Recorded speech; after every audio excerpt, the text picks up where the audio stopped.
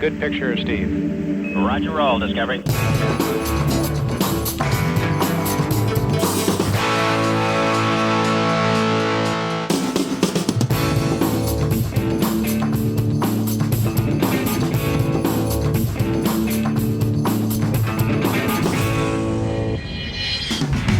Cette semaine, la fine équipe de RLM s'intéresse à la vidéo en marge du NAB de Las Vegas, le salon dédié aux pros du cinéma et de la télé. Que peut-on encore attendre côté Mac alors qu'Apple semble de plus en plus se tourner vers le grand public? Quid de l'iPad pour de la production vidéo? Que penser enfin de l'iPhone?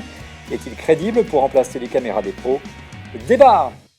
Bonjour à tous, soyez les bienvenus dans le studio de Dailymotion ou presque qui nous accueille chaque semaine dans On refait le Mac. Le studio Dailymotion a quelques soucis, merci aux équipes de Non-Stop Production de nous accueillir. N'hésitez pas à vous abonner à notre chaîne Dailymotion pour être prévenu en temps réel de l'arrivée d'une nouvelle vidéo. Nous sommes également présents sur iTunes en HD mais également en une version audio. Nous sommes également présents sur notre site internet www.onrefaitlemacom et un salut particulier aux internautes de Mac Forever qui nous diffuse désormais chaque semaine. En plateau avec moi pour discuter de la production vidéo, de l'avenir du Mac et de la vidéo, l'anthropologue du Mac, mais également le Benjamin de cette émission, Paul Rony. Bonjour Paul. Bonjour Olivier. Ça va bien? Ça va très bien et toi? Oui, on a plein de produits à parler ce soir, on va parler plein de technologies, tu vas te régaler. Ah oui, là je vais bien m'amuser pour une fois qu'on fait un peu de prospective, ça nous avait manqué. Bien. Autre spécialiste de la vidéo avec moi en plateau, cofondateur du site yakyak.fr, Erwan Le Cloirec. Bonjour Erwan. Bonjour Olivier. Tu peux nous présenter brièvement ton site internet? Yakyak est un site pour la post-production sur le Mac et un peu sur le PC. Et on parle de tout ce qui est actualité. Il y a des vidéos qui montrent comment utiliser un peu tous les outils. Et il y a un forum dans lequel les utilisateurs peuvent venir poser des questions et répondre entre eux. Donc, si vous êtes un pro de la vidéo, que vous avez besoin d'infos, comment investir, comment choisir, comment se former, www.yakyak.fr. Un autre pro de la télévision, ancien animateur qui a créé sa propre société de production, Olivier Chiabodo, qui travaille aujourd'hui pour TF1 et fondateur de The Explorer. Bonjour Olivier. Bonjour Olivier. Ça va bien? Parfait, on est bien là aussi. La jungle, on en parlait il y a 2 secondes, c'est bien, mais d'être ici... Un instant de la jungle. Tu peux nous parler un petit peu du projet The Explorer?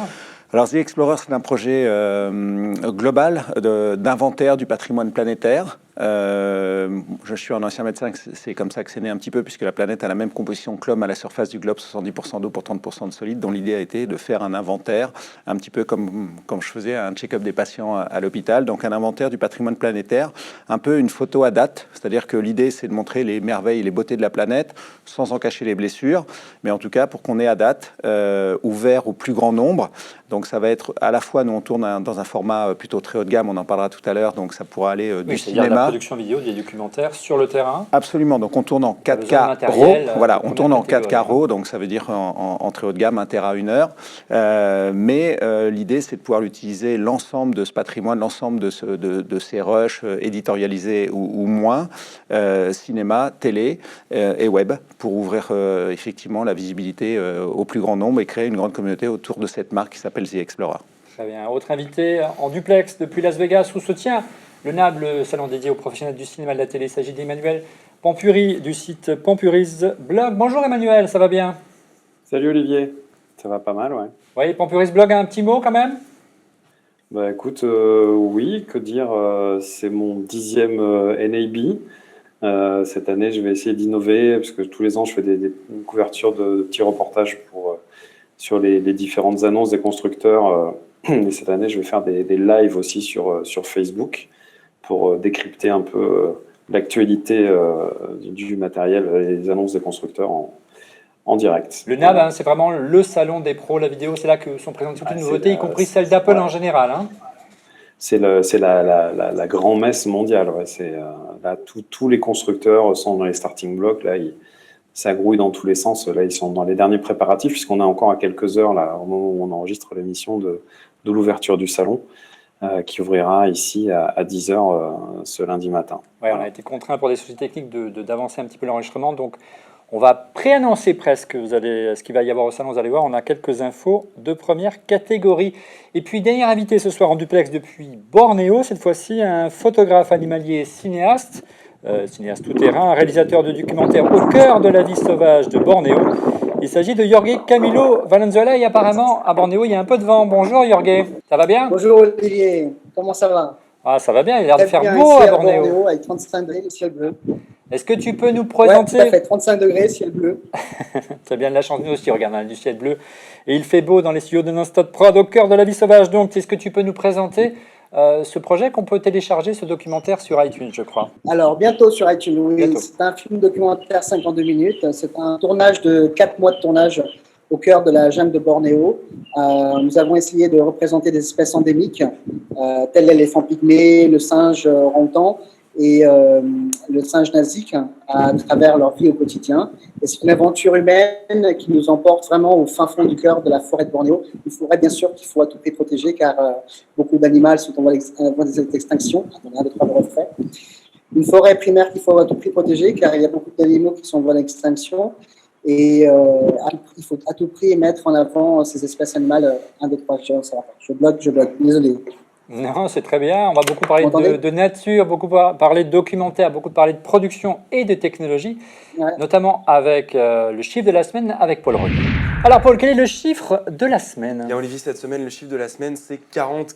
Qu'est-ce que c'est? 40 gigas par seconde, c'est la vitesse de transfert que vous pouvez obtenir en passant par un disque dur, par une infrastructure, si je puis dire, Thunderbolt 3. Ça y est, Pour ça arrive, le Thunderbolt 3. Ça arrive. Il manque les Mac, mais on a déjà les périphériques, on va en reparler. Pour vous donner une idée, l'USB 3.0, 3.1, Gen 1, c'est 5 gigas par seconde.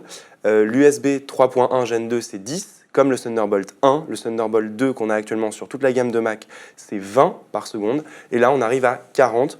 Donc certaines promesses vont enfin pouvoir être tenues, comme par exemple des taux de transfert extrêmement rapides, ou encore des GPU externes, ce qui nous arrangerait bien, étant donné les cartes graphiques anémiques qu'on trouve aujourd'hui dans les Macintosh. Alors pour en parler, on a beaucoup de chance aujourd'hui, puisqu'en fait le Thunderbolt 3 arrive au NAB et on l'a déjà dans ce plateau.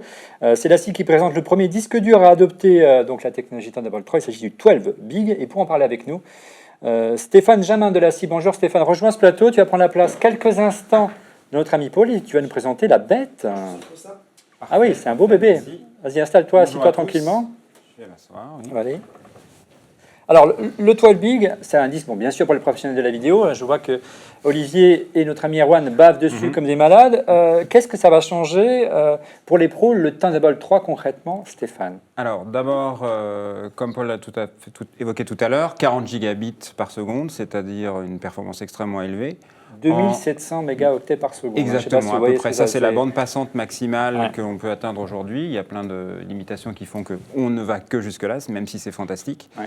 Et donc, avec ce produit-là, on va pouvoir le connecter à son PC aujourd'hui, à son Mac demain, j'espère. Pas de gros mots. Hein, Et Stéphane. pouvoir, exactement, et pouvoir stocker une quantité considérable de données, jusqu'à 96 Tera ici sur ce produit-là. 12 disques. Hein, Avec 12 emplacements. disques, Ouais. exactement.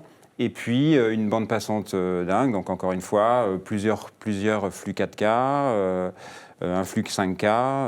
Ouais, vraiment branché des besoins aussi. vraiment pour Voilà, les pros. Exactement. Et la particularité donc, du Thunderbolt 3, c'est qu'il y a un nouveau connecteur. C'est plus ce petit connecteur carré qu'on avait l'habitude de voir sur les MacBook Pro comme j'ai devant moi.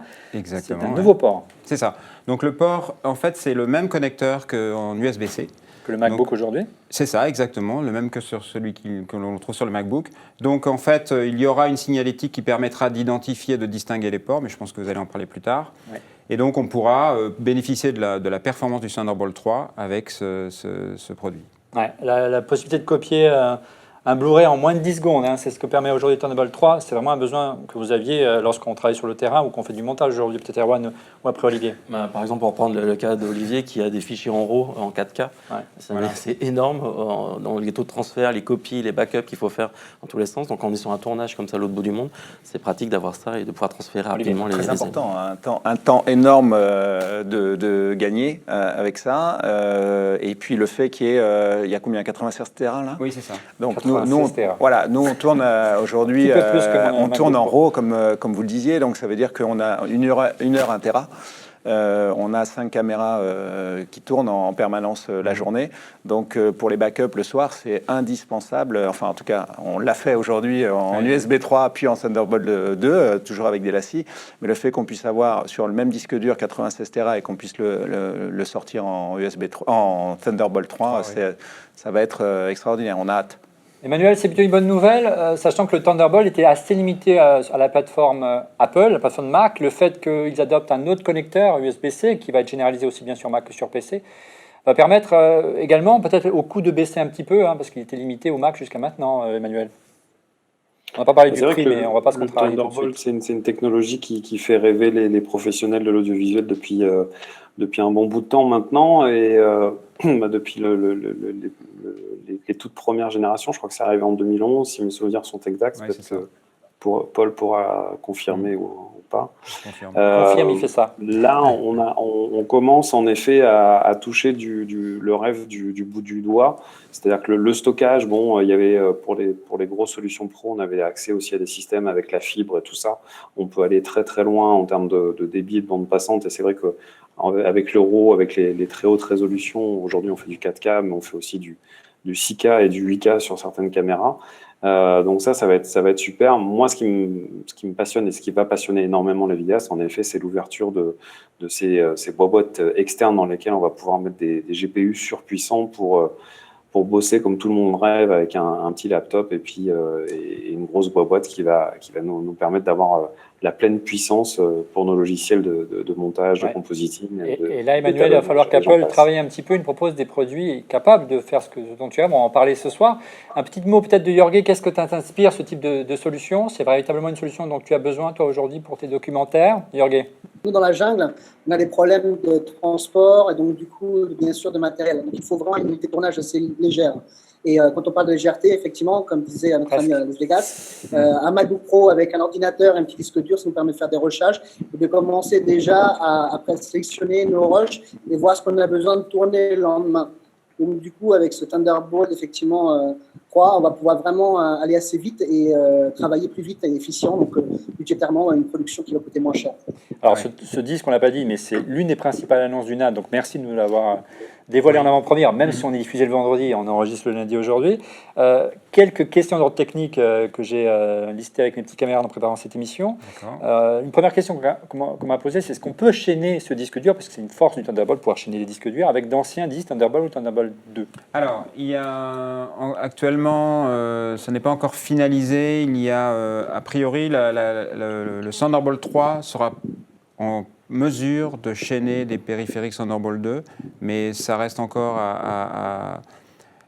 Il y a des tests qui sont en cours, ça n'est pas tout à fait finalisé. Oui, ça va prendre a du priori, temps. ça marchera dans ce sens-là. Dans l'autre sens, c'est plus compliqué. C'est-à-dire qu'on pourra, a priori, avec un adaptateur, connecter des périphériques Thunderbolt 2 sur un host, donc un ordinateur en Thunderbolt 3. L'inverse semble plus complexe. Donc, mais vous aurez plus d'informations d'ici la sortie réelle du produit. Et par contre, on peut le brancher à une machine USB-C? Oui. Alors, ça encore, c'est une... il y a...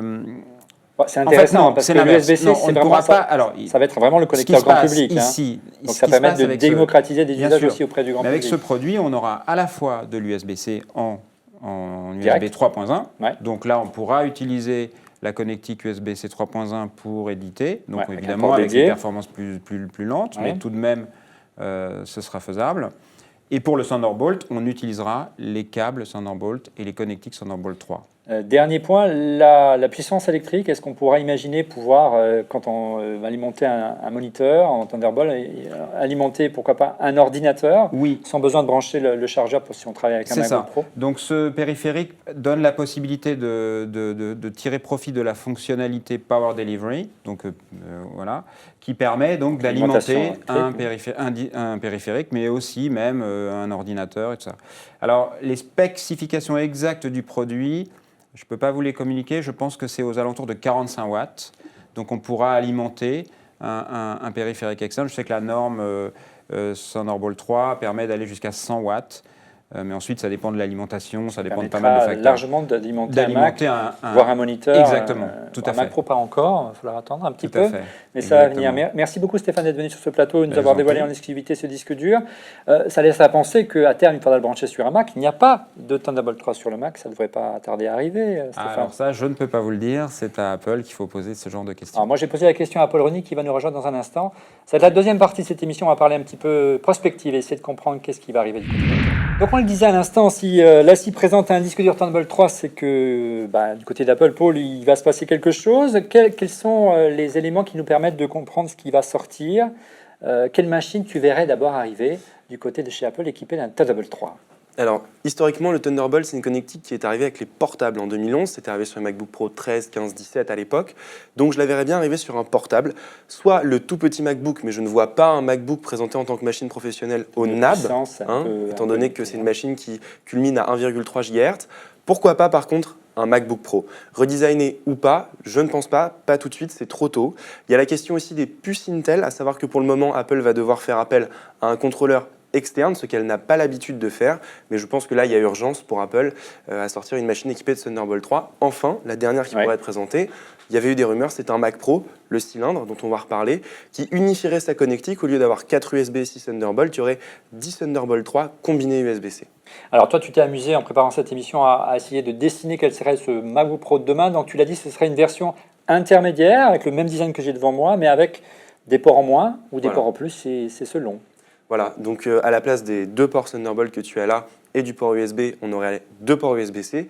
De l'autre côté, on perdrait probablement le HDMI et le port SD, et on aurait de ce côté-là 1 ou 2 ports USB-C. Voire le MagSafe, le système aimanté d'alimentation électrique, qui disparaîtrait, puisqu'on vous l'avez compris, le port USB-C, Stéphane Nolassi nous l'a expliqué, permet d'alimenter, le Thunderbolt 3 permet d'alimenter largement un portable aujourd'hui. Le scénario d'arrivée d'un MacBook Pro en priorité, ça tout semble crédible. Erwan, parce qu'aujourd'hui, c'est l'usage principal, on va le voir avec Olivier. Sur le terrain, on a besoin d'un portable, évidemment, on pas se trimballer un Mac Pro, même si le cylindre est assez compact. Ouais, le nouveau Mac Pro il est quand même assez transportable. Il faut un moniteur, voilà, il y a tout ce qui entoure en fait.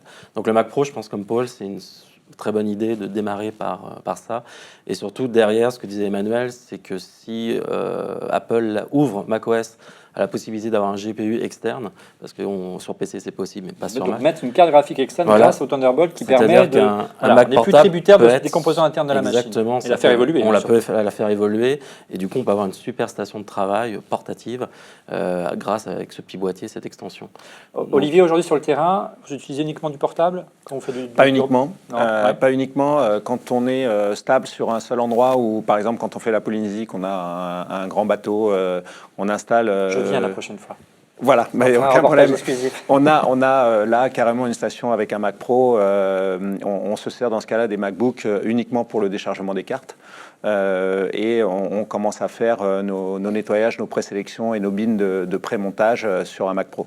Donc c'est très variable. Mais quand on est dans une configuration très route, effectivement, on n'a pas le Mac Pro, on a uniquement les MacBooks, et il faut que ça booste le soir pour décharger les cartes, ce qui sera, à mon avis, le plus urgent, entre guillemets. Ouais. Emmanuel, pour conclure sur ce sujet, ce qu'on attend du NAB côté matériel chez Apple, il y a aussi beaucoup à faire du côté des moniteurs qui n'ont pas évolué depuis 2010, ça fait une éternité. Un vrai moniteur Thunderbolt 3, 4K, il serait temps qu'il arrive chez Apple. Ça serait bienvenu, d'autant plus qu'il y a ce fameux iMac 5K avec une dalle qui est assez... qui est assez unique, parce que c'est difficile de trouver l'équivalent chez d'autres constructeurs. Je crois qu'il y en a peut-être un ou deux maintenant qui sont équipés de cette même dalle, mais en effet, Apple a toujours eu des gammes de moniteurs assez sympas, assez haut de gamme, assez précis en termes de colorimétrie, et ça fait un bout de temps dans le monde pro, on peut plus trop faire appel à ce genre de produits, donc on les attend. Alors Apple abandonne-t-elle les pros? C'est la question qu'on va essayer de se poser ensemble. On a compris que les produits de chez Apple avaient tendance à peu évoluer pour les pros. On va essayer d'y répondre tout de suite dans ce chapitre. Alors je me tourne vers Erwan. La dernière fois que Apple a sorti un produit pour les pros véritablement, on a fait une mission ensemble, c'était pour le Mac Pro, c'était en janvier 2013. Ouais, oui, juin la présentation, mais la dispo c'était janvier, donc il s'est passé encore 6 mois. Même février, je crois que c'était début février, on a vu le Mac on un petit peu en avance. était assez optimiste parce qu'il s'était passé beaucoup de choses entre-temps, beaucoup d'années sans qu'Apple fasse évoluer du matériel professionnel. Depuis ce Mac Pro, très, très novateur en termes de design, il ne s'est rien produit ou presque côté d'Apple. Non, zéro. Donc aucune update graphique. Donc c'est ce qu'on demande à ces genres de machines. Au-delà du processeur, maintenant pour la vidéo, je parle pour la vidéo, c'est vraiment le GPU qui compte. Et là, il y avait deux cartes graphiques. La carte graphique. Donc là, dans le Mac Pro, il y en a deux. Donc ça permettait, par exemple, dans des logiciels d'étalonnage comme Resolve et autres, de tirer parti en fait du Mac Pro, FCP10, choses comme ça. Et là, depuis sa sortie, il n'y a eu aucune mise à jour graphique, de carte graphique. On pensait même peut-être que Nvidia allait proposer des cartes au form factor du Mac Pro. Pour pouvoir les glisser, bien parce sûr. Il est très facile d'enlever les cartes graphiques et de les remettre, mais il n'y a rien eu, aucune mise à jour de la part d'AMD ni de Nvidia. Olivier, le Mac Pro, vous l'avez utilisé? Ça correspond aux besoins de production aujourd'hui Oui. Pour nous, pour l'instant, encore une fois, on l'utilise beaucoup. Alors nous, on a un process un petit peu différent. On l'utilise beaucoup, en tout cas, dès qu'on veut faire des confos 4K. C'est vraiment un outil qui nous a facilité la vie. Même s'il a un peu vieilli quand même en termes Oui, absolument. Là, on attend vraiment. Bon, nous, on tourne depuis maintenant 3 ans en RAW. À l'époque, on était un peu des ovnis, de tourner avec des F55 Sony RAW. Quand on a vu Stéphane, les gens de chez Lassie, qu'on disait, nous, on a besoin de stockage, on a tout de suite été vers les 8 bigs, des 48 Tera. On était un peu des ovnis. Dans ce domaine. Voilà, mais c'est vrai que sur le Mac Pro, nous, on s'en sert beaucoup pour toutes nos confos, mais aussi pour l'étalonnage. Après, on travaille beaucoup sur la 4K avec Adobe. Les solutions aujourd'hui, que ce soit les autres Avid ou Final Cut, sont pour nous pas faciles pour travailler la 4K de ce type-là. Encore une fois, il y a différents types de 4K, mélangeons pas l'iPhone 4K et le 4K RAW. Mais c'est vrai qu'aujourd'hui, l'avantage qu'on avait nous avec Adobe, c'est que ça ne transforme pas les fichiers ni du proxy HD vers le 4K RAW, et c'est très important pour les cofos. Pour pouvoir vraiment travailler l'image. Absolument. Voilà, un iPhone, ça permet de produire une image avec le codec final, on ne peut pas vraiment travailler l'image finement. Absolument. Alors que là, vous avez une image brute, un peu comme le RAW de l'appareil photo qui permet vraiment exactement. C'est pour ça qu'à la rigueur, comme le disait Emmanuel tout à l'heure, l'écran 5K, oui, super, on a des iMac avec l'écran 5K. Nous, on a plus besoin d'une dalle. Oui, d'une dalle HDR. Oublions pas qu'aujourd'hui, le 4K, dont tout le monde parle de 4K, le 4K que tout le monde veut, enfin je parle des broadcasters, voire les plateformes OTT, c'est du 4K HDR, donc High Dynamic Range, parce que c'est celui-là qui fera une vraie différence entre un HD de très bonne qualité et le 4K. Donc il y a deux choses différentes. Je pense qu'il y a le 4K très haute qualité où là, il faut des grosses machines. Le Mac Pro aujourd'hui est pas mal. Maintenant, on attend effectivement tous une évolution rapide, comme tu le disais. Et puis, il y a le 4K qui est déjà excellent, mais qui est d'une autre qualité qui peut être mouliné même avec un iMac 5K, quoi. Ouais. Il y a vraiment tu me dis si je... Non, c'est vrai. Par rapport à, juste pour revenir sur Adobe, où la volonté d'Adobe est de traiter tous les codecs, tous les formats de caméra nativement dans son interface. Ce qui est différent de FCP10, par exemple, où la logique est d'optimiser le moteur de FCP10 en ProRes, en utilisant le codec ProRes. Donc c'est la grosse différence entre les deux logiciels.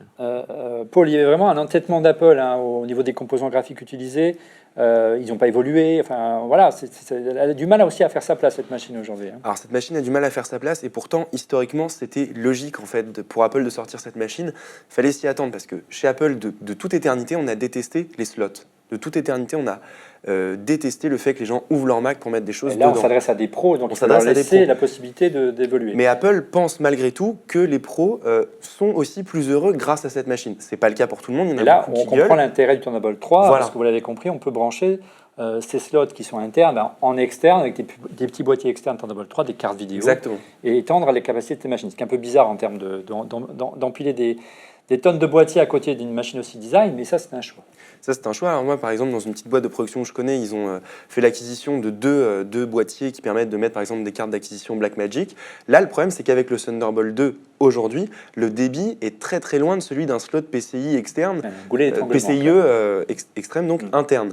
Donc le Thunderbolt 3 va enfin répondre à cette problématique du goulet d'étranglement, où on se disait, oui, c'est bien beau de dire qu'en Thunderbolt, on a la même capacité d'extension, mais on perd tellement en débit que pour nous, les pros, et notamment les pros de la vidéo, c'est pas possible. Ouais. On comprend dès lors. Justement, oui, moi j'ai juste peut-être un autre truc, je ne sais pas ce qui va se passer. On voit tous naître les plateformes OTT. Netflix a été, je ne vais pas dire la première, mais en tout cas celle qui a ouvert les yeux un peu de tout le monde. On voit que tout le monde est en train d'en faire, aussi bien en Europe qu'aux États-Unis. L'OTT, c'est la possibilité de diffuser sur Internet. Over the top. Utiliser de boîtiers, de décodeurs directement sur Internet. Voilà, et comme Apple est en train vraiment de relancer son service TV qui est Apple TV, qui sera finalement une grosse plateforme OTT, peut-être que le fait de faire pas uniquement des produits pour les pros, ça va être pour les pros, mais aussi peut-être pour une plateforme OTT de chez eux. Et peut-être que ça peut les faire évoluer, parce que s'ils touchent directement le consommateur de A à Z, ça peut être intéressant. Tu me disais en préparant cette émission, Erwan, que ça posait un problème, je dirais le peu d'évolution en termes de puissance du Mac Pro, avec l'émergence d'un nouveau phénomène important aujourd'hui en matière de vidéo et de télévision, c'est la réalité virtuelle. On se souvient tous de la déclaration des responsables d'Oculus qui fait donc des casques de réalité virtuelle en disant mais quand est-ce que ça va arriver sur Mac? Le jour où il y a un Mac suffisamment puissant, SICK. C'est un vrai problème aujourd'hui? Alors pour revenir sur la phrase de Palmer Luckey d'Oculus, Ouais. il a dit nous, notre technologie est plus basée sur le gaming, en fait, sur le jeu vidéo, Oui. parce que le Mac Pro en lui-même est une super machine, au-delà de tout ce qui est la majorité des PC, Oui. en fait. Petite provocation, Mais dirons-nous. c'est une provocation, et c'est plus aussi pour la partie Nvidia, en fait, dessus qui manquait, parce que côté jeu vidéo, CUDA, tout ça est très utilisé pour les jeux vidéo. Donc la réalité virtuelle, je pense que Emmanuel pourra On va en poser la parler. question, Emmanuel. À IBC, c'était dans le stand futur. IBC, c'est le salon à Amsterdam, européen. L'équivalent du NAB, mais à En Amsterdam. Europe. Donc là, il y avait un hall futur et c'était la réalité virtuelle. Je pense que là, c'est plus dans le hall futur, ça va être dans le South Hall Oui, c'est une à Las réalité Vegas. aujourd'hui. C'est une réalité. Les casques arrivent et ils commencent à être livrés. Et ce serait dommage qu'Apple passe à côté de ce marché-là parce que c'est énorme au niveau du divertissement, des films, du jeu vidéo. Il y a plein en fait, d'activités dans les musées et autres où on va pouvoir utiliser la réalité virtuelle et avoir une expérience à ce niveau-là. Et ce qui est dommage, juste pour revenir par rapport à l'iMac, c'est qu'aujourd'hui, un iMac, sa dalle sur la carte graphique est plus puissante qu'un Mac Pro. Donc c'est là où plutôt une machine grand public. Quoi. Voilà, c'est une machine grand public, mais en même temps, maintenant, on a plus de puissance dans les derniers iMac que dans un Mac Pro. Alors, je posais la question à Emmanuel. La réalité virtuelle, on voit que c'est vraiment un engouement, de manière générale, de tous les acteurs de la vidéo et du grand public, même Samsung pour les smartphones. Apple est très discret. Ils ont fait quelques acquisitions. Quelle est ton opinion? Est-ce qu'Apple a pris du retard? Et au-delà, est-ce qu'il y a un vrai créneau pour les pros de la vidéo comme toi sur la réalité virtuelle aujourd'hui? Il y a une ouverture qui est assez énorme. On navigue un peu à vue, on ne sait pas trop où on va aller, mais là je peux donner une info qui est toute fraîche, elle date de quelques minutes. GoPro lance non seulement une plateforme de diffusion de réalité virtuelle, mais aussi son premier rig. En fait, c'est un système qui va permettre de mettre plusieurs GoPro pour pouvoir de tourner en 360. Donc voilà, on ne sait pas trop où on va. Il y a un réel engouement sur cette technologie. Ça va être un des mots-clés de cette édition 2016 du NAB. Je pense qu'en effet, ça fait pas mal de temps qu'on nous parle de 4K, qu'on nous a parlé pendant des années de 3D avant. Là, cette année, ça va être pour sûr l'année du 360, de la réalité virtuelle, et aussi du HDR. On en a parlé il y a quelques minutes. Ce fameux High Dynamic Range qui va permettre en effet de rentrer dans une autre qualité d'image, quelque chose qui sera beaucoup plus immersif et beaucoup plus proche de ce que l'œil humain a l'habitude de voir au quotidien dans les images qu'on a dans les yeux, quoi. Et au-delà, Jorge, peut-être, on sait que la nature elle a horreur du vide, hein, donc Apple n'est pas très réactif envers les pros. Pas très présent sur la réalité virtuelle, on l'a dit avec Emmanuel, des prix assez élevés pour le Mac Pro alors qu'on n'est plus forcément au top de la technologie. On s'aperçoit que chez les pros comme toi et de manière générale dans beaucoup de sociétés de production, il y a des velléités de se tourner plutôt vers le PC. Est-ce que tu l'as ressenti? Et au-delà, carrément le PC, voire du Hackintosh, en clair faire un PC qui tourne sur OS X. Est-ce que tu en as fait l'expérience, Jorge? Oui, en fait, au jour d'aujourd'hui, quand on a une petite structure comme la mienne pour faire des films documentaires animaliers, de plus en plus, on fait un petit post-production à des petites sociétés qui sont spécialisées. Et au jour d'aujourd'hui, même si on est équipé de Macintosh ou de Final Cut Pro X, le choix des monteurs aujourd'hui est tiré quand même à 80% sur Aviva. Donc, au jour d'aujourd'hui, effectivement, ils vont plus sur des PC peut-être. Et malheureusement pour nous, moi je reste fidèle en tout cas à Apple et j'utilise toujours pour pouvoir faire quelques petits montages ou des rushages ou des ours qui me permettent de développer des projets et de montrer à mon producteur ou à mon distributeur mon travail sur le terrain.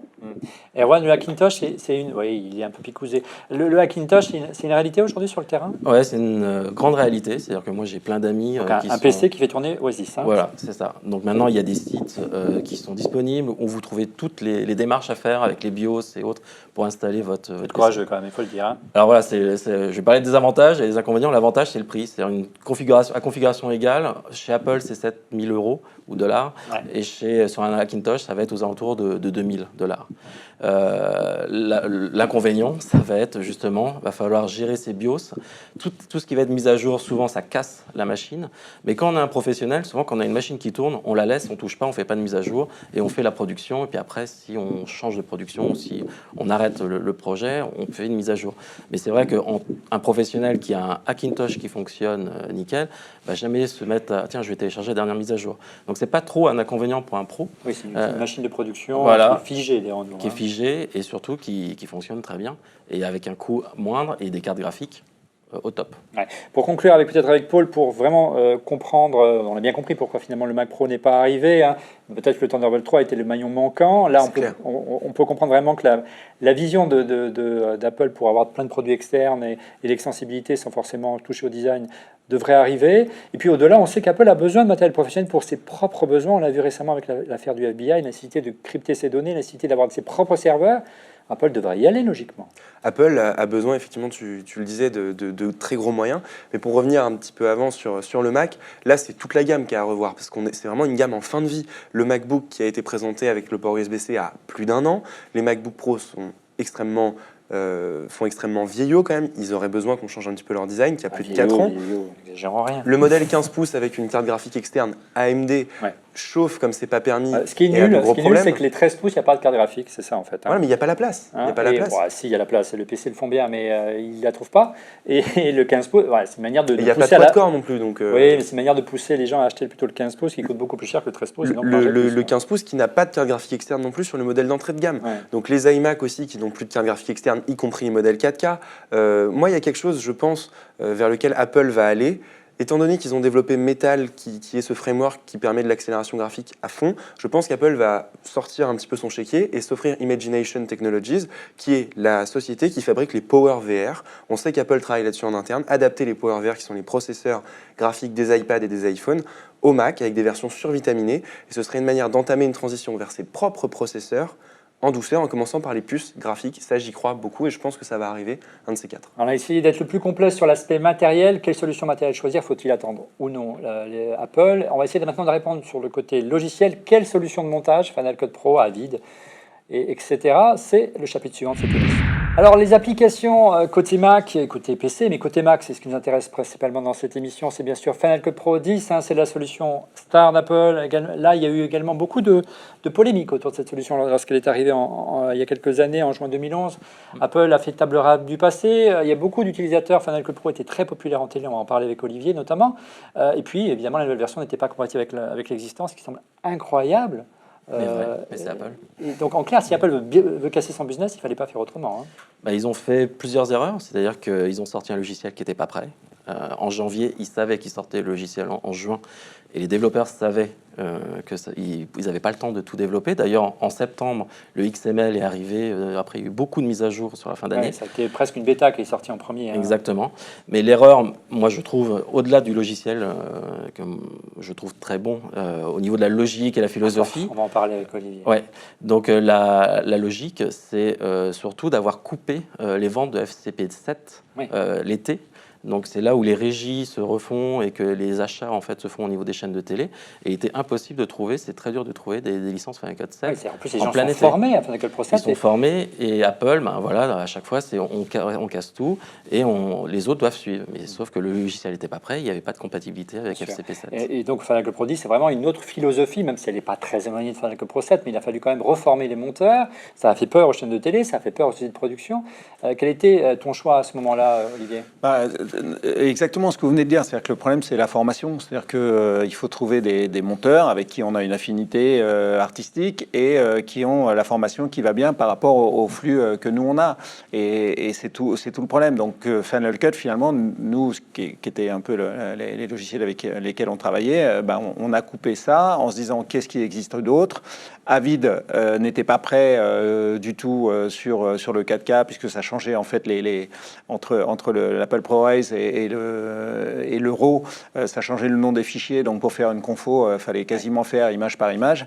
Alors qu'Adobe nous proposait une solution fantastique. On a même travaillé avec eux pour essayer de faire évoluer les choses pour nous, pour notre projet particulier. Et donc du coup, on est Adobe. On travaille vraiment, ça se passe vraiment très bien. C'est souple pour nous pour le travail. Vous avez de la visibilité sur le long terme. Vous savez à peu près ce qui va sortir dans quelques mois. Le problème d'Apple, c'est avec ce culte du secret. C'est exactement ça. C'est pas très compatible avec les besoins des professionnels. Ouais, nous on a quand même besoin, quand on investit dans des machines, je le disais, on part quand même avec 5 caméras, donc on a besoin... Puis on investit sur le long terme. Voilà, si on a Apple besoin arrête d'acheter un des produit machines. du jour au lendemain, Le problème aujourd'hui, moi je suis ravi que la scie sorte Thunderbolt 3, ça va nous changer la vie, sauf qu'il nous faut les machines derrière qui vont pouvoir nous décharger les cartes. Ça devrait arriver. J'espère. On a discuté en préparant cette émission, Erwan, finalement ce serait beaucoup plus simple si Apple faisait comme a pu faire en son temps un Sony et fidélisait son unité Final Cut Pro ou voire l'unité professionnelle pour construire une entreprise à peu près normale qui communique sur le futur. Voilà, le Mac Pro énième génération va arriver.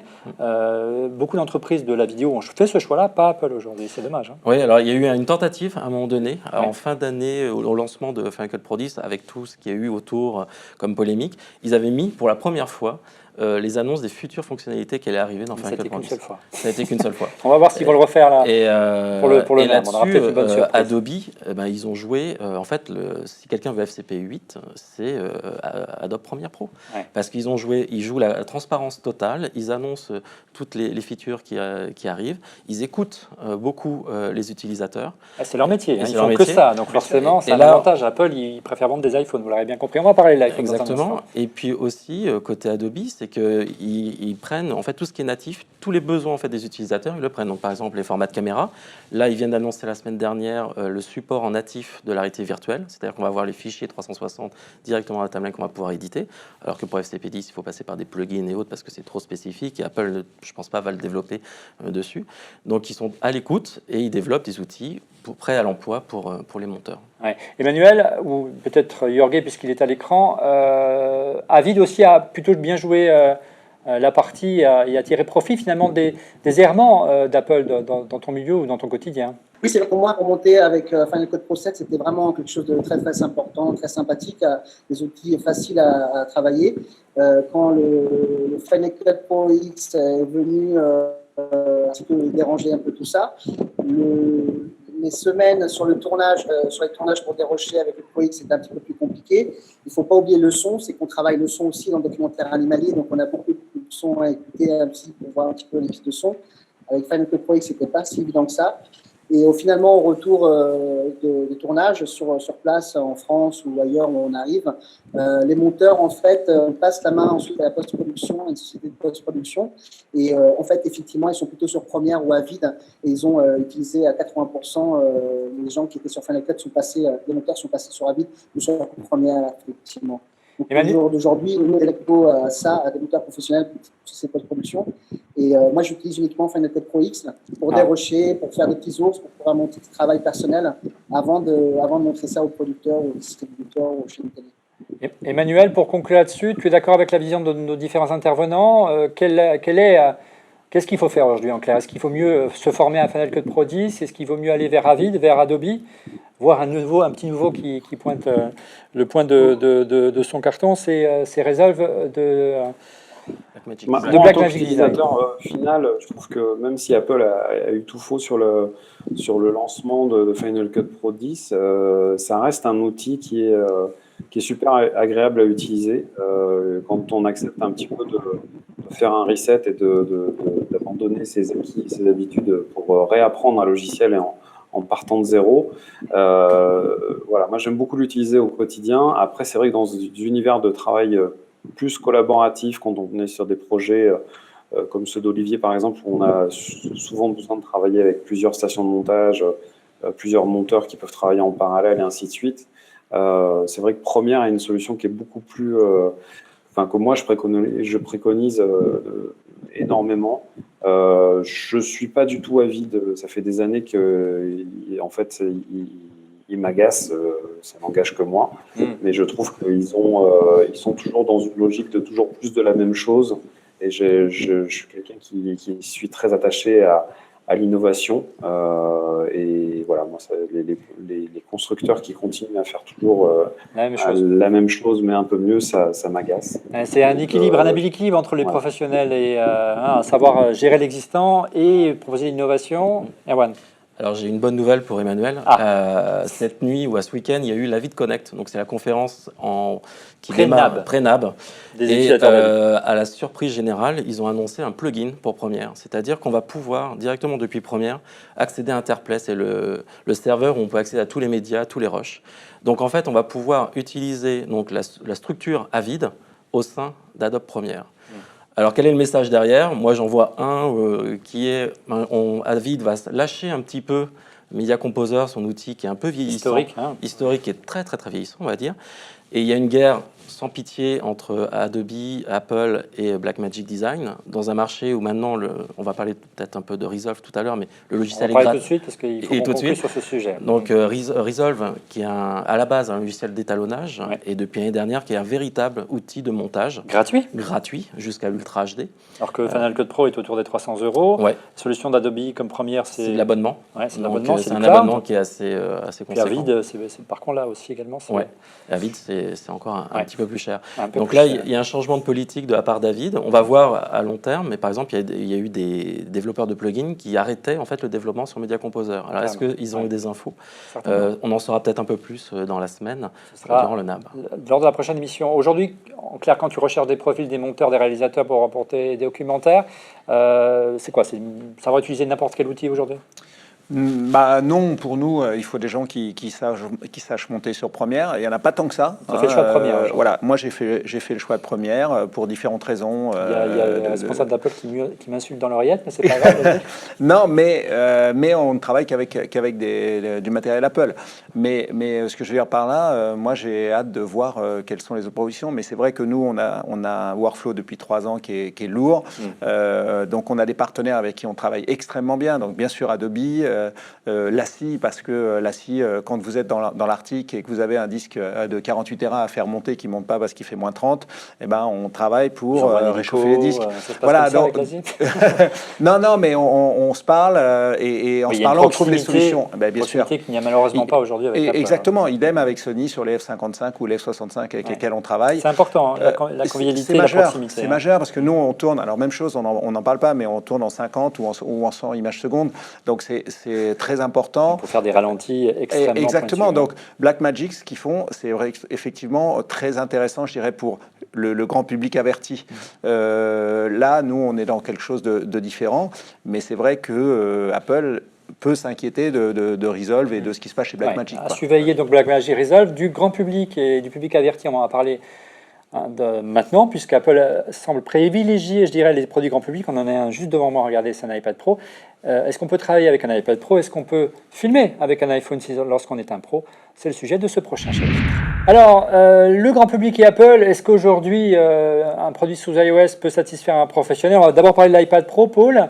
Pro, le nom est lâché depuis quelques mois chez Apple. Est-ce qu'on peut utiliser ce type d'ordinateur, puisque Apple le propose comme une alternative au PC portable aujourd'hui, pour faire du montage vidéo? Alors oui, ça va commencer à être possible. Alors, on va pas monter du 4K à 60 images secondes en RAW, ça c'est impossible. C'est quand même assez puissant. C'est puissant, mais si tu veux, avec le kit de connexion Lightning, tu vas pouvoir brancher une carte CF. Il n'y a pas beaucoup de stockage. Ou une USB, voilà, mais tu vas pouvoir... Giga 256 maintenant, on va pas aller très très loin pour faire de la vidéo. En fait, si tu veux, à mon avis, la vision d'Apple par rapport à ce qu'elle envisage toujours, c'est tout intégré. C'est-à-dire qu'elle a un gros syndrome, c'est si c'est pas inventé ici, ça marche pas. Donc avec le petit iPad Pro qui vient de sortir, tu as quand même un capteur 4K qui est le même que celui de l'iPhone 6. Et moi, pour le coup, je me vois très bien le mettre sur un pied, parce que ça existe avec une minette, un RAW, tu filmes, c'est possible, ça sort une belle image, et après, dans iMovie, tu peux éditer tes 3 flux 4K en simultané à 30 images secondes. Etc. Voilà, tout intégré. Tout est intégré, et peut-être que pour certaines choses, pas des clips, mais si tu veux, ce qu'on appelle du reportage de l'instant. Donc après, il y a toute une vision médiatique, mais du show. Voilà, du show, c'est-à-dire que maintenant, tout internaute est auteur. Donc si tu veux, ça va permettre une fluidité de l'information, et je pense que c'est vers ça qu'Apple va, c'est pour l'instantané. Donc tu l'as dit, aujourd'hui, on utilise iMovie sur l'iPad, on peut gérer jusqu'à 3 flux 4K à 30 images par seconde. Déjà, c'est pas trop mal pour une tablette. Allez, soyons fous, est-ce qu'on peut penser qu'Apple va sortir une solution plus professionnelle? On pense à Final Cut Pro notamment. C'est déjà un peu possible, parce qu'avec iMovie, on peut prendre le projet iMovie et le mettre dans Final Cut Pro 10. Donc, Pour le reprendre derrière. Pour le reprendre derrière. L'idée, c'est de rester de A à Z. Ils ont pris le même moteur, en fait. C'est-à-dire qu'on a l'outil de prise de vue, on a l'outil de montage et on a l'outil de communication, puisque c'est un outil qui communique partout en 4G éventuellement. Après, là où on va être tenu, c'est par le codec d'enregistrement de l'iPad Pro, donc c'est du H264 ou H265 pour le 4K. Et surtout derrière, c'est comment... Pas vraiment travailler l'image. Non, on ne va pas pouvoir travailler, on ne va pas pouvoir étalonner. Et puis moi, j'ai un problème sur les tactiles. J'ai testé pas mal d'interfaces tactiles pour l'étalonnage et autres sur écran. Et au bout d'un moment, on a les doigts qui collent. C'est pas pratique. Par contre, là où c'est très pratique, c'est pour des sélections. Ouais, ça va très vite. Ça, pour appuyer sur les boutons pour faire afficher différents modèles de fenêtres et autres. Ça peut être pratique. Et il y a beaucoup d'applications maintenant qui sont disponibles pour prendre contrôle d'interface utilisateur. Olivier, aujourd'hui, l'iPad, ça te fait plutôt sourire ou c'est quand même un outil complémentaire de ce que tu fais aujourd'hui ? Pas du tout, puisque en fait, nous, effectivement, on tourne en très haut de gamme, mais l'idée, l'interactivité avec le public, puisque nous, on a une marque qui s'appelle The Explorer, donc on est tous des The Explorer en puissance, c'est ce que vient de dire Paul, on a tous envie de filmer le patrimoine autour de chez soi. Moi, je pense que ça, c'est peut-être aussi une vraie solution. On voit la multitude des chaînes d'infos, on va parler de la France et ce qui se passe en France. Mais là, Nicolas Brault, qui est le patron de l'innovation à TF1, en parlera peut-être plus, je ne suis pas dans le secret des dieux là-dessus, mais on est dans une réduction de coûts, mais la qualité aujourd'hui de pouvoir tourner avec ce genre de produit, de monter rapidement, de pouvoir envoyer des flux et pourquoi pas faire du live. On voit bien, Facebook Live, c'est quoi? Ça veut dire qu'avec un iPhone qui pourrait tourner en 4K, on pourrait envoyer un flux en 4G, 5G qui est assez intéressant. Alors qu'il y a quelques années, pour faire l'équivalent, il fallait carrément une infrastructure, des dizaines de personnes, voire un cas régie avec une absolument. Qui coûtait, donc je pense que tous les patrons techniques et les patrons tout court de toutes les chaînes info doivent y réfléchir. On va en reparler dans un instant, mais plus peut-être comme avec l'iPhone comme outil de prise de vue, parce qu'on peut faire des choses déjà assez étonnantes. Je me tourne vers Emmanuel. Aujourd'hui, l'iPad, tu en penses quoi concrètement ? On sait que c'est déjà un outil populaire, mais comme un outil complémentaire pour la saisie de texte, voire comme un prompteur, c'est très populaire en télé, j'en ai un pas loin de moi, même si on ne l'utilise pas dans ce plateau, voire comme une simple télécommande, Emmanuel. Je trouve que Cache ta joie, Emmanuel. Le monde de la musique est beaucoup plus avancé là-dessus. Il y a énormément d'applications pour pouvoir justement composer voilà, les musiciens sont pour l'instant pour moi beaucoup mieux lotis pour travailler sur iPad que les vidéastes, réalisateurs, producteurs et tout ça. Moi, j'utilise principalement l'iPad sur les tournages comme une clap électronique, avec une application que j'aime bien qui s'appelle Movie Slate.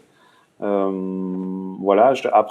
Moi, je trouve que c'est un outil qui est intéressant et je rejoins Erwan, c'est clair qu'il faut aller se laver les mains régulièrement si on veut pas transformer son iPad en tartine de beurre. Ouais. Mais voilà, c'est un truc qui est tourné vers l'avenir. Moi, j'y crois. Pour l'instant, c'est pas convaincant. iMovie, c'est plutôt pas mal. On peut commencer à bricoler des choses. Et c'est vrai que les fonctions d'export vers Final Cut 10, ça marche très très bien. Comme il y a la passerelle aussi entre GarageBand et Logic. Voilà, mais bon, dans l'état actuel des choses, c'est peut-être encore un peu vert, un peu tôt pour envisager ça dans un flux de production professionnel. Et pour conclure, Erwan, parce qu'on est en retard. Pour tout ce qui est métadonnées aussi, donc gestion de métadonnées lors d'un tournage, souvent on a un assistant qui note. Là maintenant, on a des apps très riches. Très riches. Souvent on peut avoir plusieurs assistants, un qui contrôle la caméra, tout ce qui est focus et autres, sur le nom des fichiers sur l'iPad, et à côté une assistante qui rend toutes les métadonnées pour les plans. Donc, et ça synchronise directement avec la caméra et c'est incrusté directement dans le fichier vidéo.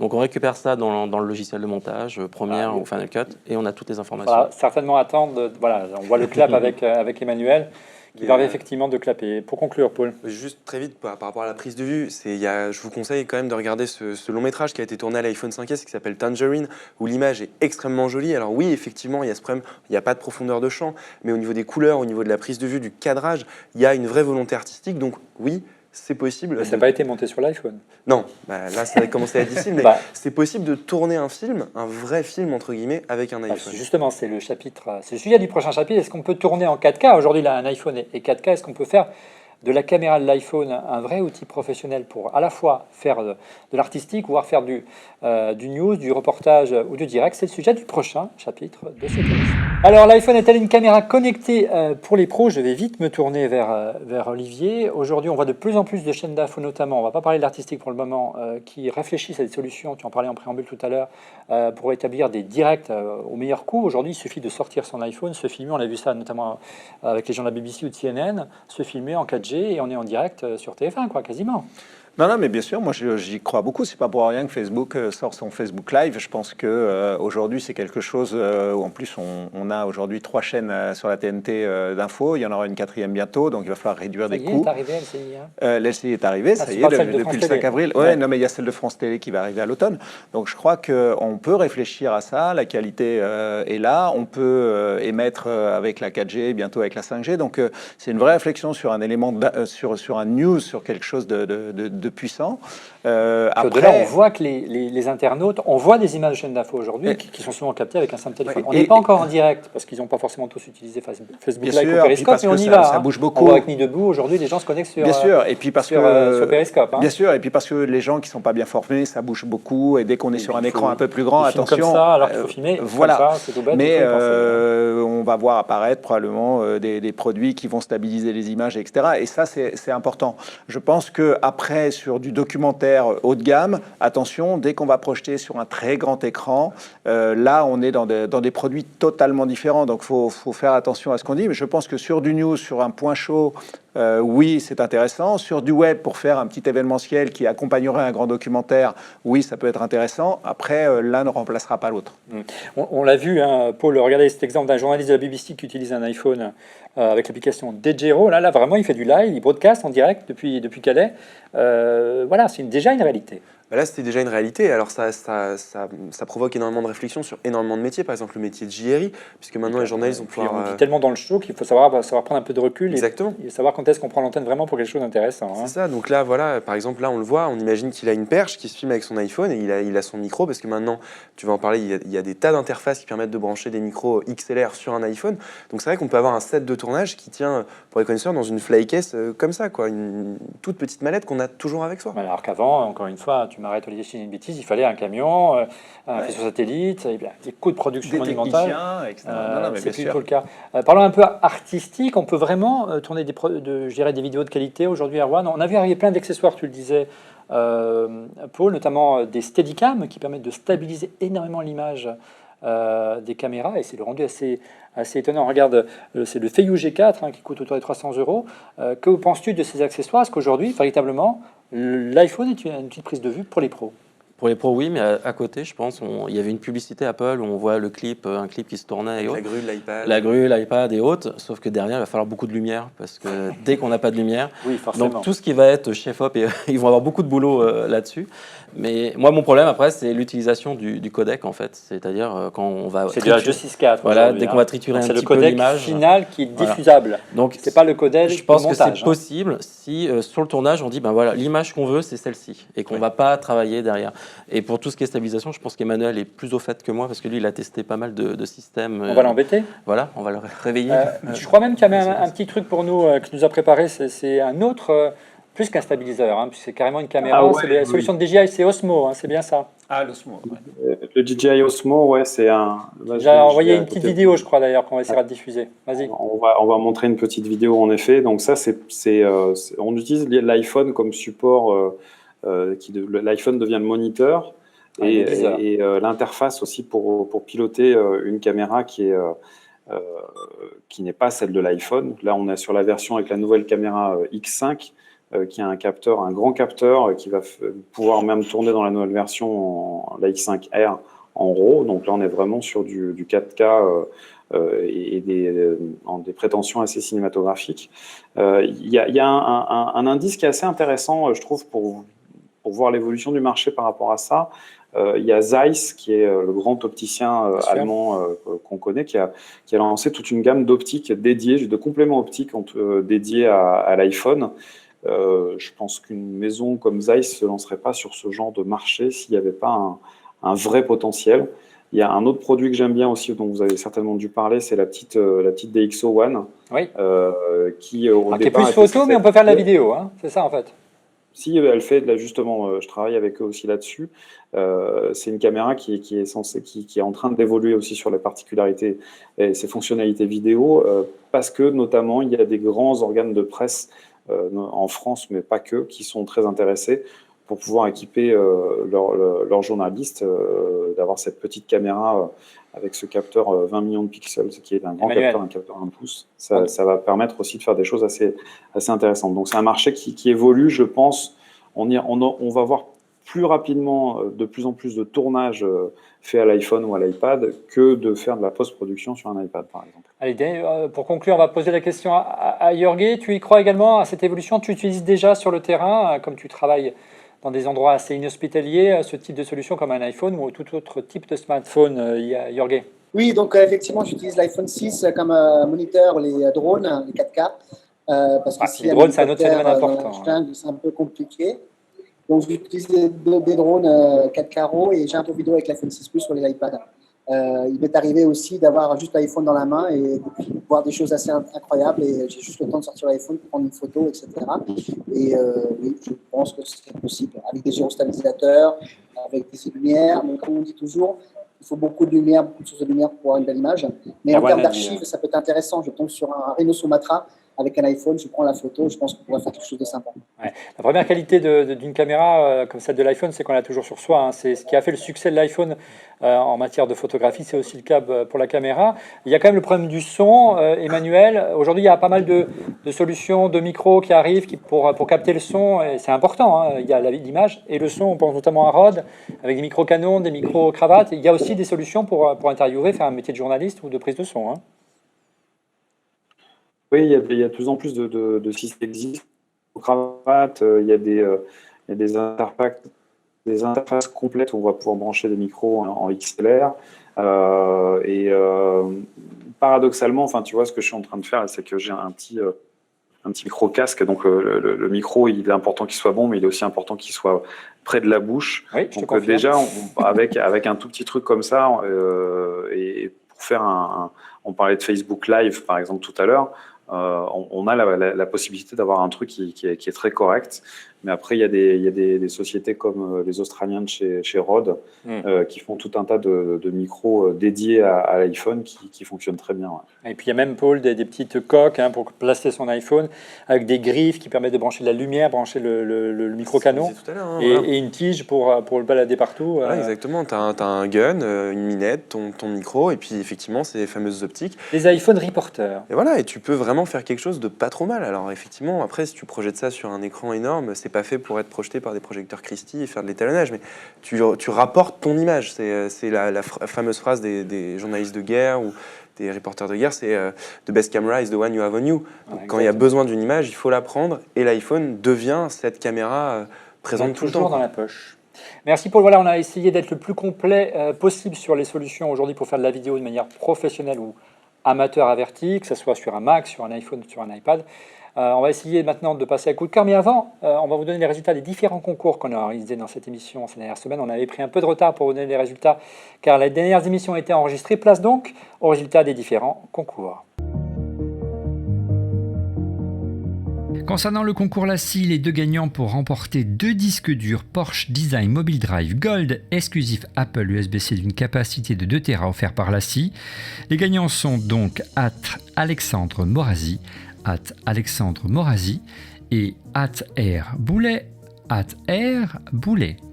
Les gagnants à présent des 3 disques durs Porsche Design Mobile Drive USB-C USB 3 d'une capacité de 4 Tera offert par LaCie sont IronMed PF Tilly PF Tilly et enfin BLD Maxime BLD Maxime, bravo à eux. Place à présent aux gagnants du concours iCreate pour emporter les numéros hors série spécial 40 ans dédicacés par Jean-Luc Gasset. Les gagnants sont LPB Families ADL Mans ADE Le Mans, David Cohen J David Cohen J, Digimat Digimat, Asioknicule @Asioknicule, Oldec62 @Oldec62, Arnaud 512 @Arnaud512 et enfin H17737 @17737. Place à présent aux 5 gagnants du concours SanDisk pour emporter 3 lecteurs Xpand Flash Drive et 2 cartes Ultra Micro SD.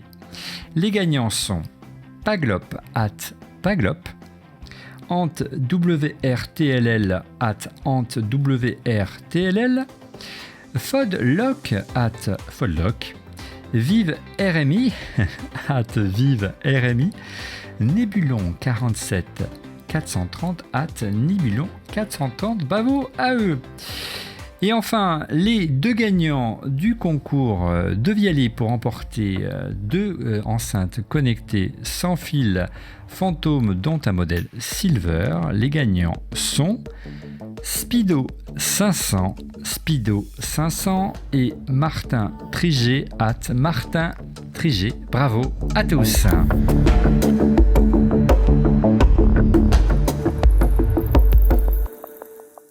Voilà, bonne chance et bravo à ceux qui ont gagné ces différents lots. On passe tout de suite au coup de cœur. Allez, du coup de cœur, on commence tout de suite en plateau avec Erwan. Alors mon coup de cœur, ça s'appelle Litro Cinéma. C'est une nouvelle caméra qui va révolutionner toute la post-production. Pourquoi ? Parce que c'est une caméra qui filme, bien sûr, mais aussi qui analyse tout son environnement. C'est-à-dire qui connaît la profondeur, qui connaît les objets qui bougent à l'intérieur de cette image. C'est-à-dire qu'on va pouvoir faire de l'incrustation sans fond vert. On peut la triturer dans tous les sens. On peut la triturer. Je peux appliquer, il y a une balle qui passe, je peux appliquer du flou de mouvement sur la balle. En post-production, je peux choisir le point sur n'importe quelle personne. Et dans le décor, en post-production, je peux tout faire en post-production. Le prix va faire très mal. Le prix fait très très mal. Il faut gagner 3 fois l'euro-million de suite. Les premiers prix que j'ai vus, c'était 125 000 € la location par jour. Voilà.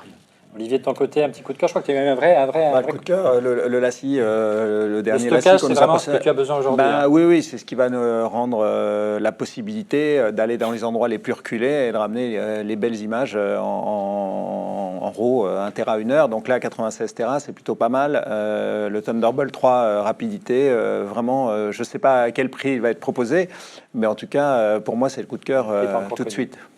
Et puis, ça veut dire aussi moins de café à boire le temps que la machine fasse les transferts de données. Ouais, on s'organise, ça. Paul, de ton côté, ton coup de cœur. Alors moi, mon coup de cœur, c'est pour répondre à celui de Erwan, c'est le Litro Illum, c'est l'appareil photo, le pendant qui, lui, pour le coup, est plus abordable pour le grand public. J'ai plus le prix en tête, mais ça va.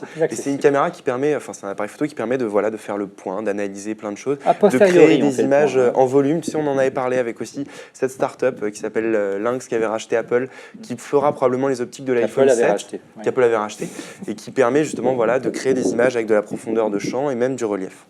Emmanuel, ton côté, ton coup de cœur. Alors, j'en ai 2. J'ai un premier coup de cœur pour un logiciel que j'utilise beaucoup quand je prends ma casquette de chef opérateur. Ça s'appelle Sunseeker. C'est un logiciel qui permet en mode de réalité augmentée, de voir la course du soleil et d'anticiper l'éclairage naturel des scènes en extérieur. Ça aurait été utile à Jorge aujourd'hui. C'est vrai. Pardon ? Non, c'était une vanne. Vas-y, continue. Et voilà, ça c'est le premier. Et le deuxième, j'en ai parlé il y a quelques minutes, c'est la série Lenspire de chez Zeiss. C'est des compléments optiques qui sont dédiés justement à l'iPhone, qui vont permettre d'améliorer la qualité d'image et d'avoir des objectifs un peu plus grand angle ou un petit peu plus télé. Voilà, ça se monte avec un système qui s'appelle ExoLens, qui est un système qui se clip sur l'iPhone, qui permet d'avoir une monture à vis par-dessus l'objectif de base de l'iPhone 6 et 6 Plus. Et voilà. Merci Emmanuel. Pour conclure, Jorge, quel est ton coup de cœur aujourd'hui ? Alors, mon coup de cœur cette année, c'est la FS7 Sony qui nous permet, grâce à des petits producteurs et petits réalisateurs comme moi, d'avoir une image de très bonne qualité avec un Removing XDCA FS7. Ça veut dire qu'en fait, grâce derrière le cul de la caméra FS7, on peut mettre un Ciné Alta, un boîtier RAW qui nous permet de faire des belles images, aussi bien qu'un F55 ou F65, pour d'un petit budget, ce qui permet aux petites sociétés de production comme moi de survivre et de continuer à faire des films au fin fond de la jungle à travers le monde. Écoute, on va guetter avec impatience l'arrivée de ton prochain documentaire sur iTunes Store. Merci Jorge. De mon côté, mon coup de cœur, j'en ai déjà parlé, c'est cette Steadicam de chez Feiyu, le Feiyu G4. On a décidé de l'utiliser pour On refait le Mac. Vous verrez des petites vidéos qui vont alimenter l'émission à l'avenir. Vraiment, on a été bluffé par ce système de stabilisation qui est vraiment très simple d'emploi et permet de faire vraiment une qualité de vidéo et se prendre pour Kubrick pour quelques centaines d'euros, 300 €. Il y a encore quelques années, ça valait plusieurs milliers, voire plusieurs dizaines de milliers d'euros. Donc ça s'appelle le Feiyu G4 et ça vaut 300 €. Voilà, nous sommes arrivés au terme de ce 226e numéro d'On refait le Mac. Merci de l'avoir suivi. Merci à nos différents invités d'avoir répondu à ces invitations, d'avoir essayé d'être un peu prospectifs sur l'avenir des pros, la vidéo, l'iPhone, l'iPad. On se retrouve, si vous êtes d'accord, dès la semaine prochaine sur Dailymotion. Au revoir.